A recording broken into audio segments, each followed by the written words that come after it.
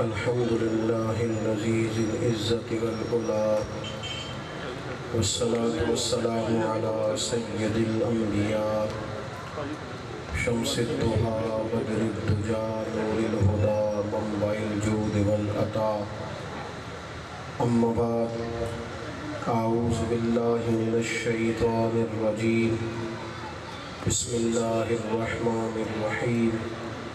يا أيها النبي إنا أرسلناك شاهدا ومبشرا ونذيرا وداعيا إلى الله بإذنه وسراجا منيرا.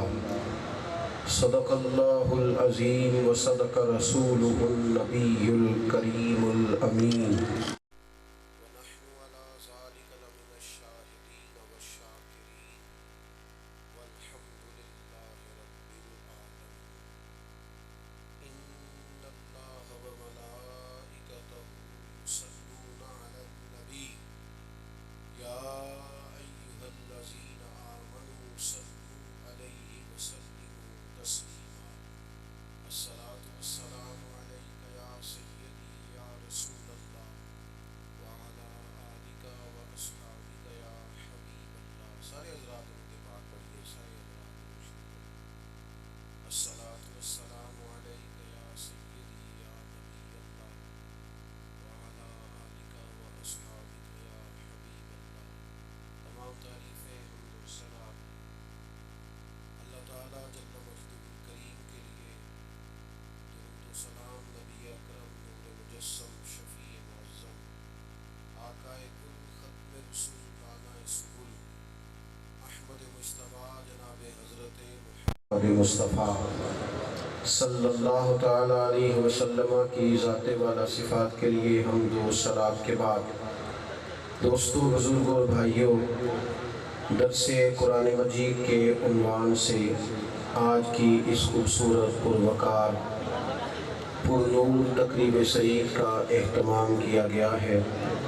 اللہ تعالیٰ کوشش کرنے والوں کی کوشش کو اپنی بارگاہ میں قبول فرمائے، ہم سب کو اخلاص کی دولت عطا فرمائے، اور اس محفل پاک کو عقائد کی پختگی، اعمال کی درستگی اور ہمارے گناہوں کی معافی کا سبب بنائے. دوستو، یہ دن چل رہے ہیں عید میلاد النبی صلی اللہ تعالیٰ علیہ وسلم کے. قرآن مجید فرقان حمید جس مقام سے میں نے تلاوت کیا ہے، اس میں بھی اللہ تعالیٰ نے حضور علیہ السلام کی شانوں کو بیان کیا ہے، اور ساتھ نبی کریم علیہ السلام کی تشریف آوری کے مقاصد کا ذکر فرمایا ہے. آپ لوگ بیٹھ جائیں گے اطمینان سے، اللہ آپ کو خوش رکھے. آپ جہاں بیٹھے تھے ماشاءاللہ ٹھیک ہے، آپ صحیح بیٹھے تھے، بیٹھے رہے اب ماشاءاللہ. اور دوسری بات یہ ہے کہ میں ویڈیو بنوانے تو آیا نہیں، میں تو آپ سے بات کرنے آیا ہوں. آپ ویڈیو ضرور بنائیں، لیکن یہ کہ میری بات بھی تو سنیں نا، توجہ تو میری بات پر کریں نا. آپ بے شک سارے موبائل نکال لیں، سارے ویڈیو بنائیں، کوئی اعتراض نہیں، پر کیمرہ نہ دیکھیں مجھے، تاکہ میں آپ سے بات کر سکوں. اللہ تعالیٰ آپ کو جزائے خیر عطا فرمائے. آپ میری بات پر توجہ کریں گے. میں نے وقت کے اندر رہتے ہوئے اپنی گفتگو کو سمیٹنا ہے. عزیز دوستو، ایک ہے رسول پاک کی تشریف آوری پر اظہار مسرت کرنا، وہ مسلمان کا ایمان بھی ہے اور ایمان کا تقاضا بھی ہے. حضور کی تشریف آوری پر اظہار مسرت، اظہار خوشی، شریعت اسلامیہ کے دائرے میں رہتے ہوئے جشن منانا، اور ایک ہے ساتھ ان مقاصد کو بھی سمجھنا جن مقاصد کے لیے محبوب پاک دنیا میں تشریف لائے. جب ہم اپنے طالب علم کو، بچے کو کسی ادارے میں داخل کراتے ہیں تو ہم اسے پڑھنے کے لیے داخل کراتے ہیں. اگر ادارے کے منتظمین اسے بہترین کھانا کھلائیں اور اسے بہترین جگہ رہنے کو دیں اور اس کے لیے سونے کے لیے بہترین جگہ کا بندوبست کریں، صفائی ستھرائی کا ادارے میں زبردست اہتمام کریں، وہ ساری سہولیات بہتر دیں، لیکن اگر بچے کو پڑھائی نہ ہو، ادارہ صاف ستھرا بھی ہے، کھانا بھی بڑا اچھا ہے، سونے کا انتظام بھی بڑا اچھا، ہر چیز ٹھیک ہے، لیکن کتاب کھولی نہ جائے، پڑھا ہی نہ جائے تو کیا بچہ وہاں رہے گا؟ تو اگر آپ کہیں گے کہ جناب بچہ واپس کر دو تو وہ ادارے والے کہیں گے جناب اتنا اچھا کھانا دیتے ہیں، اتنا اچھا بندوبست کیا ہوگا، کیوں لے جا رہے ہیں؟ انہیں کہا جائے گا روٹی تو ہم گھر بھی کھلا لیں گے بچے کو، ہم اس کے لیے بہترین بندوبست سونے کا، بیٹھنے کا، آرام کرنے کا گھر میں بھی کر لیں گے۔ مقصود تو یہ ہے کہ پڑھے، تو جس مقصد کے لیے بھیجا تھا جب وہ مقصد ہی پورا نہیں آپ کر رہے تو پھر ہم بچے کو کیوں آپ کے پاس رکھیں گے؟ اصل کام اس کو پڑھانا ہے۔ آپ میری بات سنیں جی اور اشارے سے بات کریں، خاموشی سے۔ اللہ تعالیٰ آپ کو جزائے خیر، توجہ کریں گے دوستو۔ اس بات کو آپ سمجھ لیں، ایک مثال آپ کی خدمت میں عرض کی ہے، نبی پاک کے تشریف لانے کے کچھ مقاصد ہیں۔ ہم اگر جشن خوب منائیں، جلوس اچھا نکالیں، وہ سارے کام کریں، لیکن اس مقصد کو نہ سمجھیں جس مقصد کے لیے حضور تشریف لائے، تو پھر وہ جو اصل بات ہے وہ رہ جائے۔ قرآن مجید نے فرمایا کہ ہم نے محبوب کو بھیجا ہے وداعیا الی اللہ بإذنہ وسراجا منیرا، ہم نے محبوب کو رب کی طرف دعوت دینے والا بنا کر بھیجا، اس کے حکم کے ساتھ، اور چمکتا ہوا آفتاب بنا کے بھیجا۔ حضور کی تشریف آوری کا پہلا مقصد یہ ہے کہ لوگوں کو اللہ رسول کی جانب دعوت دی جائے، انہیں اللہ تعالیٰ سے جوڑا جائے، لوگوں کو بتایا جائے کہ مالک اللہ ہے، خالق اللہ ہے، رازق اللہ ہے، اور عبادت کے لائق بھی اللہ تعالیٰ ہے، توکل بھی اللہ ہی پہ کرنا ہے، بھروسہ بھی اللہ ہی پہ۔ اور یہ خاص مضمون ہے اہل تصوف کا، خاص عنوان ہے کہ وہ لوگوں کو اللہ تعالیٰ کی بارگاہ سے جوڑتے، رسول اللہ صلی اللہ تعالیٰ علیہ وسلم کے ساتھ وابستہ کرتے۔ بہت سارے لوگ جو اوہام پرستی کا شکار ہو گئے، جو لوگ اتنے سارے خداؤں کے سامنے جھکنے لگے، ان کو اللہ کی جانب ان کے رخ کو موڑا جائے۔ نبی کریم صلی اللہ تعالیٰ علیہ وسلم نے ہمیں سارے اسباب جمع کرنے کا کہا، کو ذرا کم کر دیں، سارے اسباب جمع کرنے کا کہا۔ میدان بدر میں نبی کریم علیہ السلام نے تلواریں، نیزے، صفوں کی درست کی، صف بندی، ہر چیز پر توجہ دی،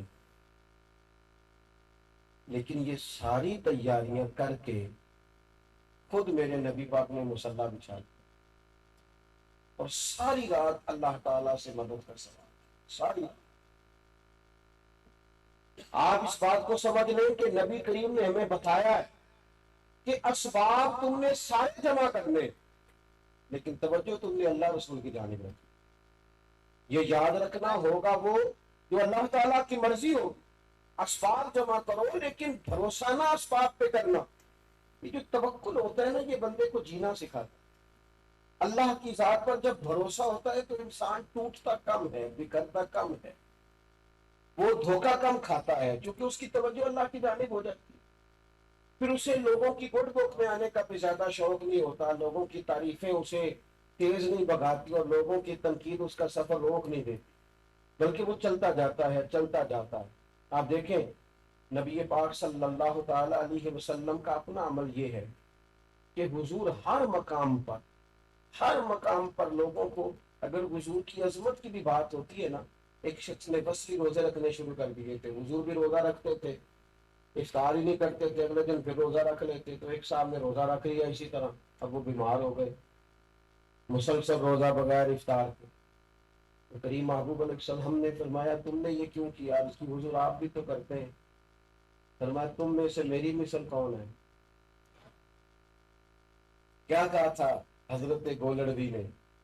وہ کہنے لگے میں نا مثال دینا چاہتا تھا حضور کا حسن سمجھانے کے لیے، میں چاہتا تھا کوئی مثال مل جائے، مثال دے کے بات سمجھائی جاتی ہے تو وَتِلْكَ الْأَمْثَالُ نَضْرِبُهَا لِلنَّاسِ، میں کوئی مثال دینا چاہتا تھا حضور کا حسن پاک سمجھانے کے لیے، لیکن مثال ملی کوئی نہیں۔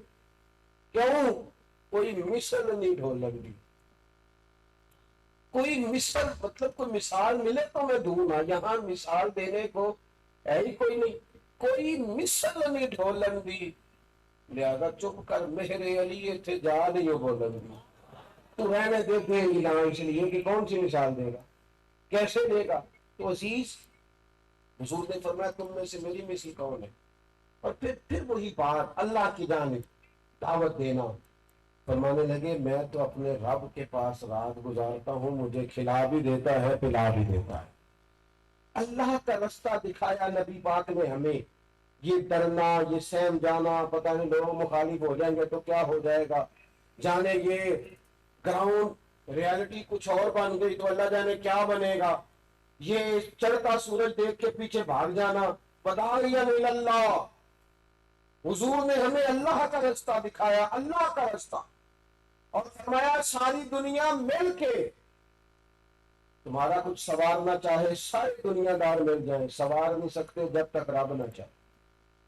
اور سارے دنیا دار مل کے تمہارا کچھ بگاڑنا چاہے، بگاڑ سکتے نہیں جب تک اللہ کی مشیت کا تقاضا نہ ہو. تو پہلی بات تو یہ ہے کہ اپنی توجہ اللہ کی جانب کرے، اللہ کی جانب کرے، اپنے مسلح کو وقت دیں، عبادات کا ذوق پیدا کریں. آپ غور کریں نا، نماز تو بعد میں فرض ہوئی ہے، لیکن محبوب تو کئی دن پہلے بھی جا کے غار حرا میں عبادت فرماتے ہیں اور مسلسل عبادت کرتے. اللہ کی بارگاہ کے ساتھ اپنے رشتے کی مضبوطی. دوستو ہماری روح نہ کچھ مطالبہ کرتی ہے، پیسے بھی ہے، دولت بھی ہے، گھر بھی ہے، بچے بھی ہیں، آسانی بھی ہے، سب کچھ ہے، پر بے چینی ہے، بے قراری ہے. یوں لگتا ہے جیسے کوئی کمی ہے، یوں محسوس ہوتا ہے جیسے کچھ کھو گیا ہے، یوں محسوس ہوتا ہے کہ جیسے کسی چیز کی طلب ہے، جیسے اندر کوئی بھوک ہے. وہ کیا ہے؟ وہ سجدے کی بھوک ہے. وہ تو کبھی رج کے روئے نا اللہ کی بارگاہ میں تو وہ بھوک ختم ہو جائے. وہ تو کبھی کھل کے دعا مانگے نا، لمبی دعا، دیر تک رب کی بارگاہ میں سوال، تو بھوک ختم ہو جائے. اپنا تعلق اپنے مالک سے جوڑیں، مضبوط ہو جائیں گے، طاقتور ہو جائیں. دوسری بات، حضور کے آنے کا مقصد وما ارسلنا من رسول الا لیطاع باذن اللہ. دنیا میں اللہ نے جو رسول بھی بھیجے ہیں نا، تو اس لیے بھیجے ہیں کہ ان کی فرما برداری کی جائے، انبیاء کی اطاعت کی جائے. اور اگر اطاعت کی جائے میرے نبی پاک کی، اگر غلامی کی جائے رسول پاک کی، تو یہ حضور کی غلامی تو بندے کو اللہ کا محبوب بنا دیتی ہے. قل ان کنتم تحبون اللہ فاتبعونی یحببکم اللہ. محبوب آپ ان سے فرما دیں اگر یہ اللہ سے محبت کرنا چاہتے ہیں تو یہ آپ کی غلامی کریں، آپ کی پیروی کریں، اللہ انہیں اپنا محبوب بنا لے. نبی دیکھیں نا، ہمارا نا حضور سے پیار بھی جذباتی ہونا چاہیے، اور نبی پاک کی بات ماننے کا جذبہ بھی جذباتی ہونا چاہیے. نہیں، آپ نے زیادہ غور کرنا ہے میں نے کیا کہا. محبت بھی جذباتی ہو اور بات ماننے کا جذبہ بھی. ہماری محبت جذباتی ہے، جتنے مرضی نعرے لگوا لیں، لیکن بات ماننے کا مزاج جذباتی، وہ اس میں جذبہ نہیں ہے. اس میں کہتے ہیں رمضان کے بعد سے آج کا رہا ہوں پھر نیک، بچے بیال ہوں پھر میں بالکل ٹھیک. او بھائی جذباتی، جلدی بات ماننے کا جذبہ جلدی. حضرت طلحہ بن برار رضی اللہ تعالیٰ عنہ بڑے نوخیز سے جوان تھے اور حضور کی بارگاہ میں اکثر کھڑے رہتے تھے، پیار کرتے تھے. محبت کی بھی اپنی بولی ہوتی ہے نا، اور اپنے انداز ہوتے ہیں. پیار کرتے تھے کریم سے، حضور کی بارگاہ میں حاضر رہتے تھے، خادم تھے.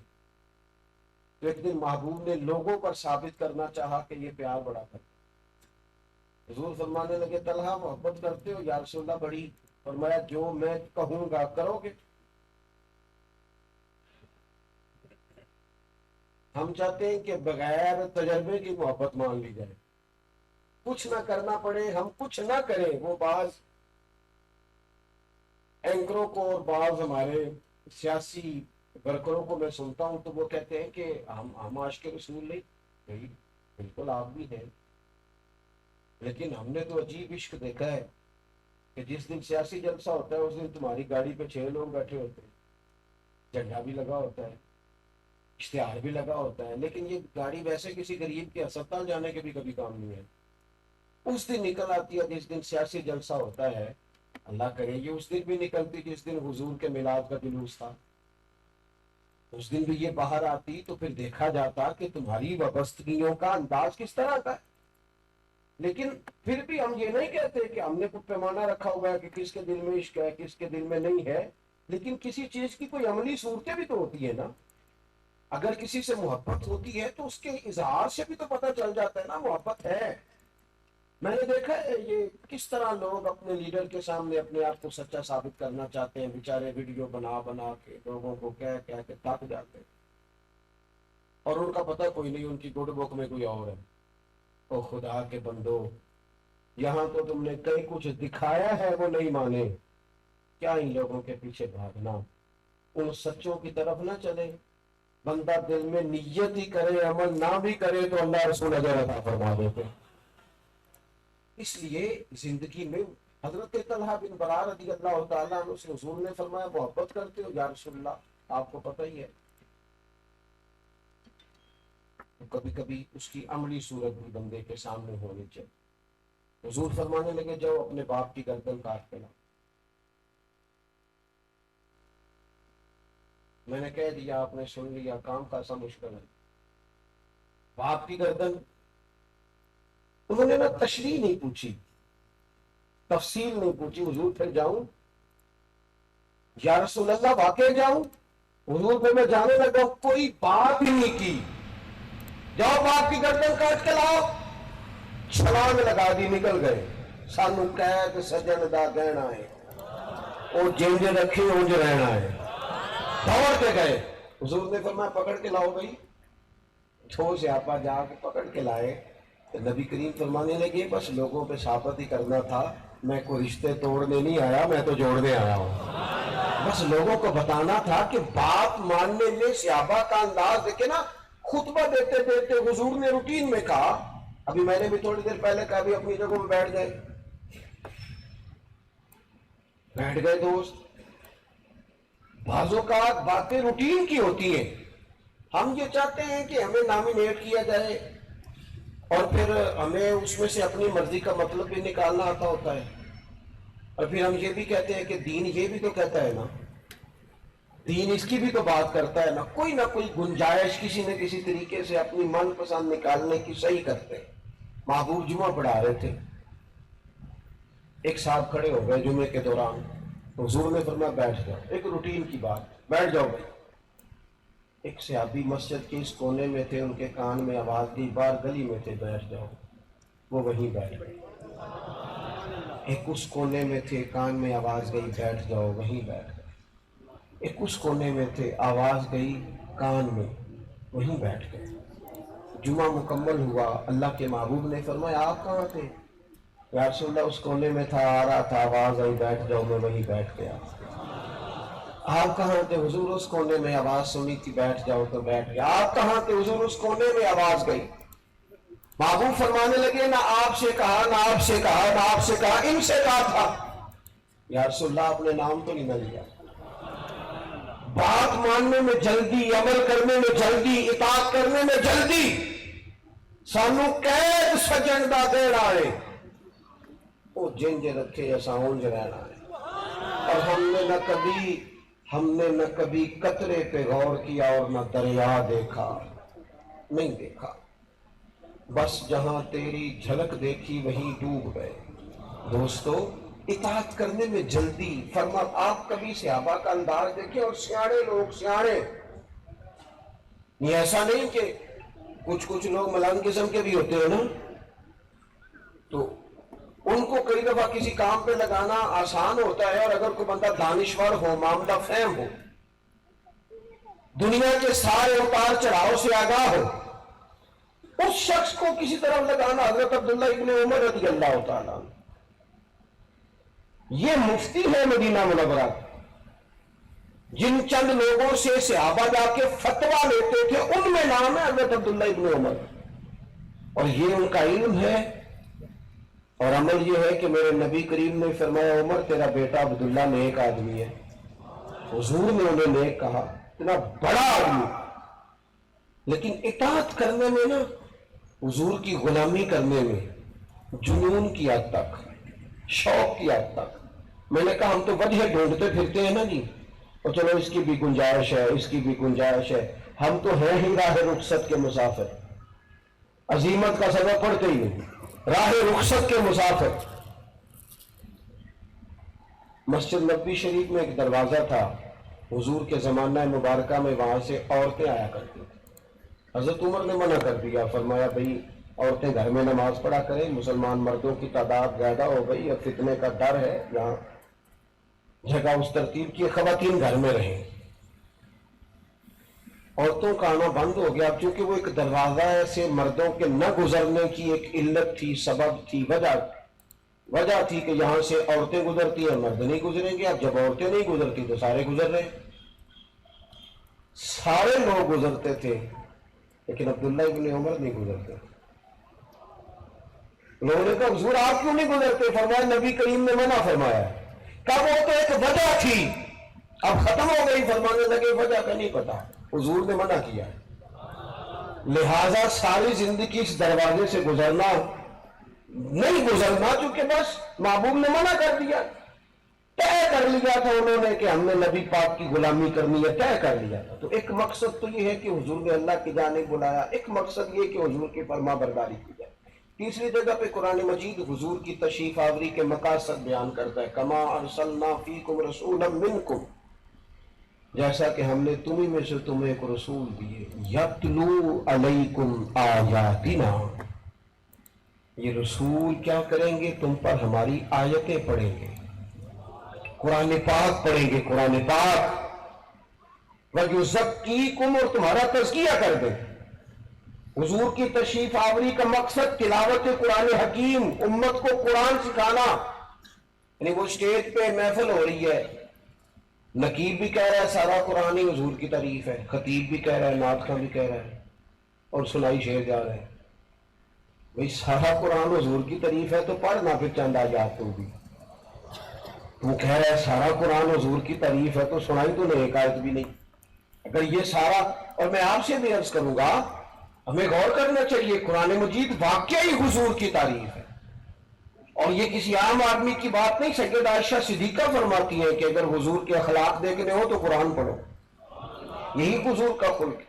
قرآن مجید کے ساتھ امت کا جو رشتہ ہونا چاہیے، کتنے کتنے دن بیت جاتے ہیں، سارا دن موبائل دیکھنے والے لوگ، کمنٹس کرنے والے لوگ، فیس بک دیکھنے والے لوگ، ادھر ادھر کی پوسٹیں پڑھنے لکھنے والے لوگ، مہینوں بیت جاتے ہیں، قرآن پاک نہیں پڑھتے۔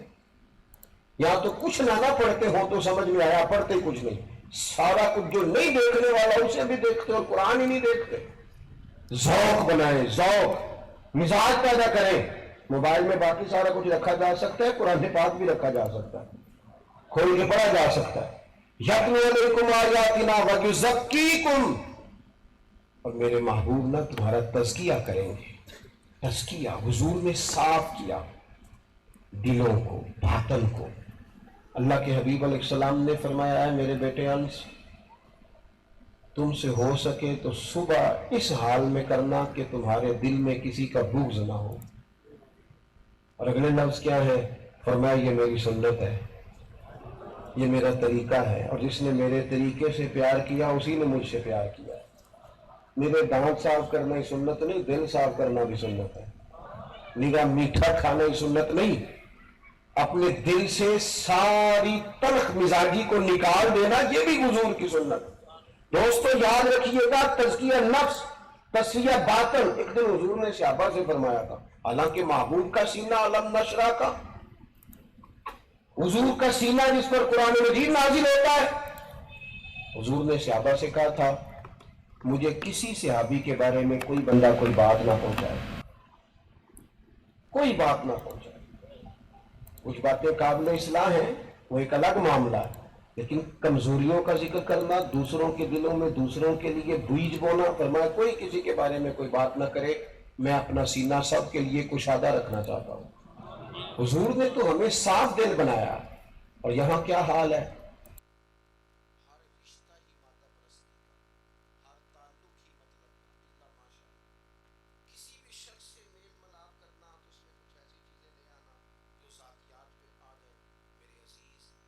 زندگی میں یہ حضور کے آنے کا مقصد سمجھے. پھر آگے فرمایا وَيُعَلِّمُكُمُ الْكِتَابَ وَالْحِکْمَةَ, محبوب تمہیں کتاب بھی سکھائیں گی اور حکمت بھی سکھائیں گی. حکمت دانائی, بصیرت, شعور, فہم و فراست, تدبر, یہ رسول پاک کے آنے کے مقاصد ہیں.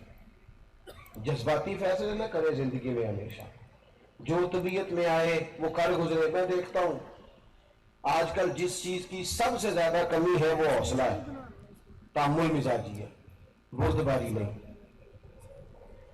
اور بعض چھوٹوں میں نہیں اور بعض جگہ بڑوں میں بھی نہیں, من چاہے فیصلے کر دیتے ہیں جذباتی. اور پھر کچھ لوگ ایسے ہیں جو بالکل, ہمارے ایک بزرگ تھے وہ کہا کرتے تھے, ہمارے چچا جان تھے تو رشتے میں, تو ان سے بعض لوگ پنچایت کے فیصلے فوصلے کبھی کرا لیتے تھے, تو کبھی کبھی انہیں عذرائے محبت کہہ دیتے تھے, کہتے پا جی تھوڑے کو جڑا پہلو آ جانا تسی ہو دے ہو, اور دوسرے کی بھی سن لیا کرو. یہ تدبر تو نہیں کہ جو پہلے آ گیا آپ اسی کے حق میں ہو جائے. آپ دونوں کی بات سنیں, معاملہ فہمی اس کا نام. آپ غور کریں کہ یہ ایک شخص تو جب بھی بات کرے گا وہ ظاہر ہے اپنے حق میں دلائل دے گا, تدبر کے ساتھ, فہم کے ساتھ, علم کے ساتھ, بردباری کے ساتھ. یہ حضور کے آنے کے مقاصد ہے. نبی پاک نے ہمیں حکمت سکھائی, اور اس خوبصورتی سے حضور فیصلے فرماتے, اس بہترین انداز میں نبی پاک فیصلہ کرتے کہ کسی شخص کو پریشانی نہ ہوتی. لیکن آج ہماری کیفیت یہ ہے کہ ہمارے فیصلے جذباتی ہیں, اور بہت ساری جگہوں پہ محبت غالب آتی ہے. میرٹ نہیں دیکھتے, محبت دیکھتے.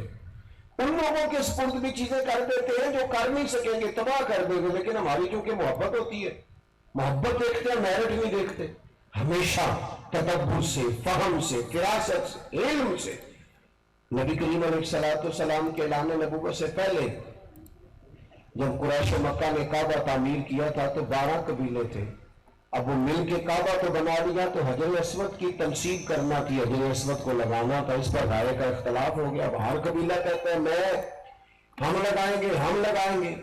اور جذبات ایک دوسرے کے خلاف اتنے تھے کہ ایک قبیلے والوں نے تو پیالوں میں خون ڈال کے اس میں ہاتھ ڈال کے قسمیں بھی کھانی کہ مریں گے یا مار دیں گے, پر حجر اسود ہم نے لگانا ہے. ان معاملات میں بھی بڑی آزمائش ہو جاتی. اب اچانک کسی کے دل میں بات آئی, کہنے لگے لڑو نہ, یہاں انتظار کرو, کل جو شخص سب سے پہلے حرم کعبہ میں داخل ہو اسی سے فیصلہ کرا لیں گے. قسمت دیکھو, سب سے پہلے رسول پاک تشریف لائے. اب سب خوش ہو گئے, یہ تو صادق اور امین ہے. اذان ہو رہی ہے, خیال اذان سنیں.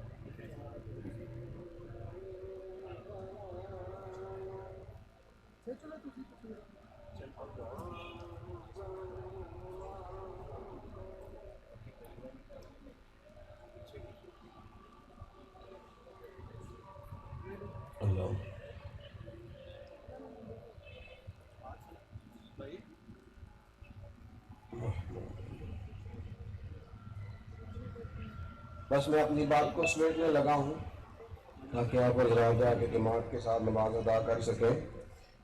تو وہ جب سرور کائنات صلی اللہ تعالی علیہ وسلم تشریف لائے, اب سب مطمئن ہو گئے. اب یہ بھی ایک معاملہ تھا کہ اتنے سارے قبیلوں میں حجر اسود کون اٹھا کے رکھے گا, تو اتنی حکمت سے حضور نے فیصلہ فرمایا. نبی کریم نے اپنی چادر کو بچھایا اور حجر اسود کو اٹھا کے اس میں رکھا, اور فرمایا اس چادر کے کونے سارے قبیلے پکڑ لو. ان سب نے کونے پکڑ لی اور حجر اسود کو خانہ کعبہ تک لے گئے. محبوب نے اٹھا کے اندر رکھ دیا, لڑائی ختم ہو گئی. تدبر کے ساتھ. ایک تو میں عرض کروں گا جو بڑے ہیں نا, بڑے وہ کبھی فریق نہ بنے. خاندان کے بڑے, قبیلوں کے بڑے, اداروں کے بڑے کبھی فریق نہ بنے. وہ اپنے آپ کو بڑا رکھیں, حکمت والی زندگی گزارے, دانائی والی. اگر جب کوئی بڑا آدمی فریق بن جاتا ہے نا کسی بھی ایک مسئلے میں، گھر کے، قبیلے کے کسی مسئلے میں، تو دوسروں کو نقصان ہوتا ہے، اس سے لوگ ٹوٹتے ہیں۔ وہ اقبال نے کہا تھا کہ کوئی کارواں سے ٹوٹا، کوئی بدگماں حرم سے، کیونکہ میرے کارواں میں نہیں خوب دل نوازی۔ یہ جو بڑا ہے نا، اسے دل نوازی نہیں کرنی آئی تو لوگ ٹوٹ گئے۔ تھوڑا سا نا حلم کے ساتھ، بردباری کے ساتھ معاملات کو دیکھیں۔ اور آگے فرمایا وَيُعَلِّمُكُم مَّا لَمْ تَكُونُوا تَعْلَمُونَ، میرے محبوب تمہیں وہ سکھانے آئے ہیں جو تم جانتے نہیں تھے۔ دنیا میں جو ہم نہیں جانتے تھے اور جان سکتے بھی نہیں تھے، وہ سارا کچھ ہمیں رسول پاک نے سکھایا ہے۔ آداب زندگی سے لے کر آخرت میں جنت اور دوزخ کے فیصلوں تک ہر چیز کے اسباق ہمیں نبی پاک نے پڑھائے۔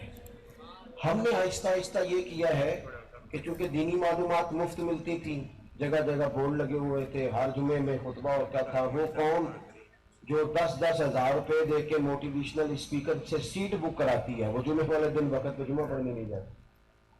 جن کو جہاں سے سارا کچھ ملنا تھا اس طرف رغبت نہیں ہے۔ کتاب و سنت کے جو علوم ہیں نا، کتاب و سنت کے جو علوم ہیں، وہ انسان کی ظاہری اور باطنی تربیت کے لیے بہت کافی ہے۔ صرف یہ کہ ہم وہاں سے اپنی تربیت لیں، ہم عملی زندگی میں ان کو نافذ کریں۔ مجھے بتائیے، ایک حدیث پاک ہے اور سب کو آتی ہے، اگر اس پر عمل کر لیا جائے نا تو پورے کا پورا ملک امن، محبت اور پیار کا گہوارہ بن سکتا ہے۔ صرف ایک حدیث، ایک بات، اور آتی ہے آپ سب کو۔ حضور نے فرمایا میرا مومن وہ ہے جو اپنے لیے پسند کرتا ہے وہی اپنے بھائی کے لیے پسند کرتا ہے۔ لو، ختم ہو گئی ملاوٹ بھی، ختم ہو گیا جھوٹ بھی، ختم ہو گیا دھوکہ بھی۔ کوئی بندہ اپنے لیے دھوکہ پسند کرتا ہے تو اپنے بھائی کے لیے کیسے کرے گا؟ اپنے لیے ملاوٹ پسند کرتا ہے۔ یہاں تک کہ امام غزالی وہ روایت لائے ہیں کہ محبوب اپنے غلام کے ساتھ تشریف لے گئے مسواک لے لیں، تو غلام نے 2 مسواکیں توڑی، ایک مسواک تھوڑی ٹیڑھی تھی ایک سیدھی تھی، تو یہاں تک حضور نے اس روایت کا خیال کیا اور میں یہ ٹیڑھی والی مجھے دے دو۔ حضور آپ یہ لیں؟ فرمایا نہیں بھائی، مومن وہ ہے جو اپنے لیے پسند کرے وہی بھائی کے لیے پسند کرے۔ جب یہاں سے آغاز ہوگا تو مجھے بتائیے پھر احوال کس طرح کے ہوں گے؟ ہم نے نا، پہلی بات تو یہ ہے کہ وہ یہ آج کل ماحول بن گیا تقریریں کرنے کا، تقریریں کرانے کا۔ جہاں ہم بیان کرنے کے لیے جاتے ہیں وہاں 12-14 لوگ اور موجود ہوتے ہیں ٹائم لینے والے، تو کئی دفعہ پوچھتے ہیں کہ یار جو کر کے گئے تھے پچھلی دفعہ اس پہ عمل ہو گیا؟ یہ حدیث سب کو آتی ہے نا، میرا خیال ہے سبھی کو آتی ہوگی کہ خاتون بڑی گناہ گار تھی اور کتے کو پانی پلایا تو بخشش ہو گئی، سب کو آتی ہے نا۔ تو یہاں تو سڑک پہ کتا مر جائے تو کوئی لکڑی سے بھی سائڈ پہ نہیں کرتا، وہ گاڑیوں کے ٹائروں سے اس کا گوشت لگ کے سائڈ پہ ہو جائے تو ہو جائے، کوئی بندہ چھڑی سے بھی حالانکہ سب نے حدیث سنی ہوئی۔ مقصود کیا ہے لمبی چوڑی باز و نصیحت کا؟ کس لیے اتنی ساری تقاریر ہے؟ اگر کانوں کی لذت کے لیے ہے تو ٹھیک ہے، پھر چلتا رہے کام، اور اگر عمل کے لیے ہے تو میں نے کہا ایک حدیث پر پورے ملک کو سنوارا جا سکتا ہے، پوری ملت کی شرازہ بندی کی جا سکتی ہے، لوگوں کو سمیٹا جا سکتا ہے۔ ایک بات صرف، محبوب نے فرمایا میرا مومن وہ ہے جو اپنے لیے پسند کرتا ہے وہی اپنے بھائی کے لیے پسند کرتا ہے۔ میں ایک دکان پہ ایک دفعہ گیا ہوا تھا کپڑا خریدنے کے لیے، تو کپڑے دکھاتے دکھاتے وہ صاحب نے 3-4 لوگوں سے کہا کہ اے والے لے لو، یا تو میں بھی پایا گیا دیکھو یہ لے لو یہ۔ تو میں نے ان سے کہا کہ اس کا مطلب ہے جو آپ نے نہیں پہنے ہوئے باقی وہ سارے پہننے والے نہیں، جو آپ نے خاص کر اس کا نام لیا، کیا آپ بتانا چاہتے ہیں کہ یہ کوئی خاص چیز ہے؟ یہ تو ٹھیک ہوگا، لیکن اگر آپ کہتے ہیں کہ بالکل دوسرے پہننے نہیں تو پھر بھی بتا دیں۔ تو میں نے پھر ان کو یہ حدیث عرض کی، میں نے کہا اس پر آپ غور کریں کہ کوئی بھی ایسی چیز نہ بیچے، کوئی بھی نہیں۔ ہم اس وطن میں رہتے ہیں جہاں اتنی خوفناک خبریں بھی ملتی ہیں کہ دوائیوں میں ملاوٹ ہوتی ہے، ادویات تک میں لوگ دھوکہ دہی کا مظاہرہ کرتے ہیں تو حضور کے آنے کے مقاصد سمجھیں، محبوب داعیہ اللہ بن کے آئے ہیں، ہمیں حضور کی اطاعت کرنی ہے، نبی کریم تزکیے کے لیے تشریف لائے ہیں، حضور نے ہمیں کتاب و حکمت سکھائی ہے، حضور نے ہمیں علوم سکھائے ہیں، ہمیں اصل مقصد جو نبی کریم نے دیا ہے ہمیں اس مقصد کی طرف بڑھنا ہے۔ اللہ تعالیٰ مجھے آپ کو ہم سب کو عمل کی توفیق عطا فرمائے۔ اللہم صلی علی سیدنا و مولانا محمد معدن الجود والکرم وآلہ وصحبہ وبارک وسلم۔ اللہ اتنے خوبصورت ماحول میں، اتنے خوبصورت موسم میں دوستوں نے اتنا خوبصورت کر کے تیرا اور تیرے محبوب کا ذکر سجایا، اپنی بارگاہ میں قبول فرما۔ اللہ ان دوستوں کو بہترین صلہ عطا فرما، دارین کی برکتیں عطا فرما، دین دنیا کی نعمتیں عطا فرما۔ اے اللہ بیماروں کو شفا عطا فرما دے، مقروضوں کو قرض کے بوجھ سے رہائی نصیب فرما دے، جو تنگ دست ہیں انہیں وسعت رزق عطا فرما دے، امت کے حق میں رحمت والے فیصلے فرما۔ اللہ جو لوگ سیلاب کی مشکل میں آ گئے، 2 مہینے سے بیچارے خیموں میں ہیں، اللہ ان کے لیے بہترین اسباب پیدا فرما، بہترین اسباب پیدا فرما، بہترین اسباب پیدا فرما۔ دنیا اور آخرت میں ہماری پردہ پوشی فرما، ہمارا خاتمہ ایمان پر فرما، قیامت کی ذلت اور رسوائی سے ہمیں محفوظ فرما۔